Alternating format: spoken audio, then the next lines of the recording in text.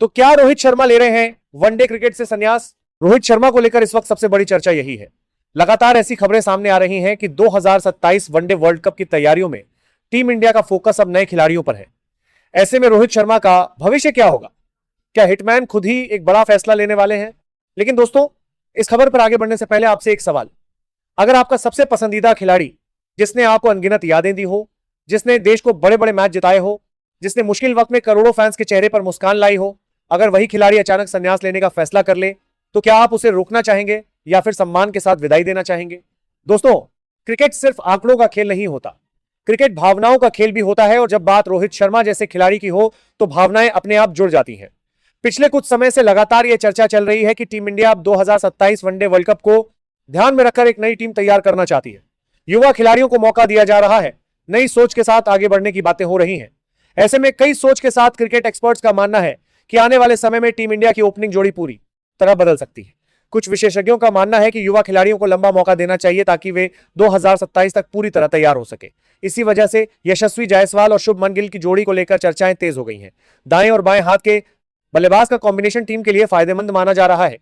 लेकिन सवाल सिर्फ टीम कॉम्बिनेशन का नहीं है, सवाल है उस खिलाड़ी का जिसने भारतीय क्रिकेट को नई पहचान दी। वो खिलाड़ी जिसने 264 रन बनाकर दुनिया को दिखाया कि वनडे क्रिकेट में क्या क्या संभव है। वो खिलाड़ी जिसने बड़े टूर्नामेंट्स में अपनी कप्तानी और बल्लेबाजी से करोड़ों दिल जीते। वो खिलाड़ी जिसने हर आलोचना का जवाब अपने बल्ले से दिया। और इसीलिए जब रोहित शर्मा के संन्यास की बात होती है तो यह सिर्फ एक खिलाड़ी की विदाई नहीं होती, यह एक युग के अंत की शुरुआत जैसी महसूस होती है। कई वरिष्ठ क्रिकेट पत्रकारों का मानना है कि अगर आने वाले समय में रोहित शर्मा को यह महसूस होता है कि टीम अब भविष्य की तरफ बढ़ रही है, तो वह खुद ही सम्मानजनक तरीके से वनडे क्रिकेट को अलविदा कह सकते हैं। और सच कहें तो यह फैसला पूरी तरह उनके हाथ में है।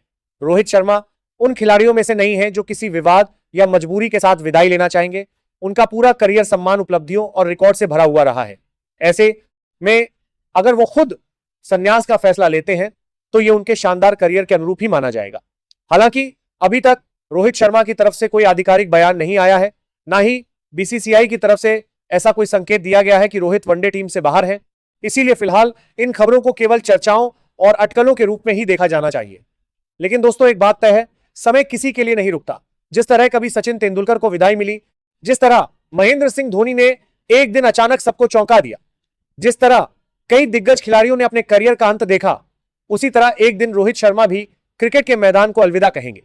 सवाल सिर्फ इतना है कि वह दिन कब आएगा। क्या वो 2027 वर्ल्ड कप तक खेलेंगे?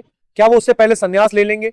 या फिर एक बार फिर अपने बल्ले से सभी आलोचकों को गलत साबित कर देंगे? क्रिकेट में कुछ भी असंभव नहीं होता, क्योंकि हमने रोहित शर्मा को कई बार वापसी करते देखा है। जब लोगों ने कहा कि अब खत्म हो गए हैं, तब उन्होंने शतक लगाकर जवाब दिया। जब लोगों ने कहा कि टीम में जगह नहीं बनती, तब उन्होंने रिकॉर्ड्स की बारिश कर दी।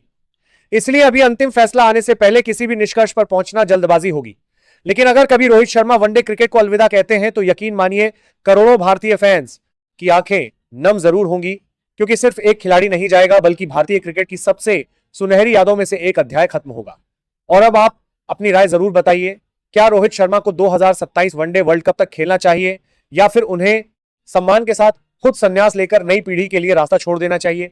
और अगर रोहित शर्मा कल वनडे क्रिकेट से संन्यास का ऐलान कर दें तो उनके करियर की वह कौन सी पारी है जिसे आप जिंदगी भर नहीं भूल पाएंगे? कमेंट करके अपनी राय जरूर बताइए।